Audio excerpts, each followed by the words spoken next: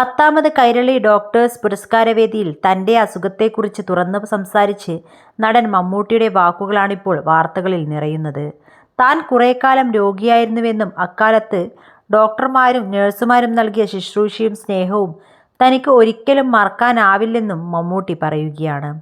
ഒരു പ്രമുഖനായത് കൊണ്ട് മാത്രമല്ല അവർ തന്നെ നന്നായി പരിചരിച്ചതെന്നും രോഗികളെ പേടിപ്പിക്കാതെ അവർക്ക് മാനസികമായി ധൈര്യം നൽകുന്നതിൽ ഡോക്ടർമാർ വലിയ പങ്ക് വഹിക്കുന്നുണ്ടെന്നും മമ്മൂട്ടി പറയുകയാണ്. ഞാൻ കുറേക്കാലത്തേക്ക് ഒരു രോഗിയായിരുന്നു. രോഗമുക്തനാണെന്നാണ് എൻ്റെ ഇപ്പോഴത്തെ വിശ്വാസം.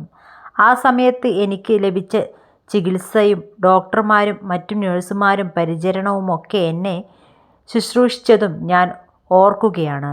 അത് ഞാൻ ഒരു പ്രമുഖനായതുകൊണ്ട് മാത്രമായിരുന്നില്ല. എൻ്റെ രോഗത്തിൻ്റെ വലിപ്പം ഒന്നും അവർ അത്രത്തോളം എന്നോടും പറഞ്ഞിട്ടില്ല. അങ്ങനെ ഒരു വലിപ്പം ഉണ്ടായിരുന്നില്ല എന്നാണ് എൻ്റെ ഒരു അനുഭവത്തിൽ നിന്ന് ഞാൻ മനസ്സിലാക്കിയത്. പക്ഷേ ചികിത്സിക്കണം. അത്ര നല്ലതല്ലാത്ത ഒരു രോഗം നമ്മുടെ ശരീരത്തെ ബാധിക്കുമ്പോൾ നമുക്കുണ്ടാകുന്ന മാനസിക സംഘർഷങ്ങളുണ്ട്. അത് ആദ്യകാലത്ത് ഉണ്ടാകും, പിന്നെ നമ്മളത് ഉൾക്കൊള്ളും.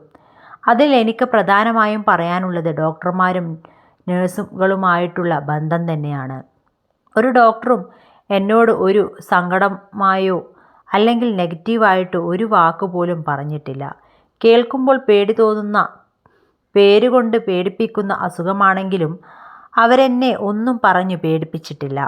ഞാൻ രോഗി എന്ന നിലയിലാണ് ഇത് പറയുന്നത്. ഡോക്ടർമാർ ദൈവത്തിന് ഏറ്റവും അടുത്തു നിൽക്കുന്നവരാണെന്ന് നമ്മൾ വിശ്വസിക്കുന്നു. രോഗത്തിൻ്റെ അവസാന ഘട്ടത്തിൽ ഡോക്ടർമാർ പോലും പ്രാർത്ഥിക്കാൻ പറയുമ്പോൾ ഡോക്ടർക്ക് ശേഷമാണ് നമ്മൾ ദൈവത്തെ പ്രതിഷ്ഠിക്കുന്നത്.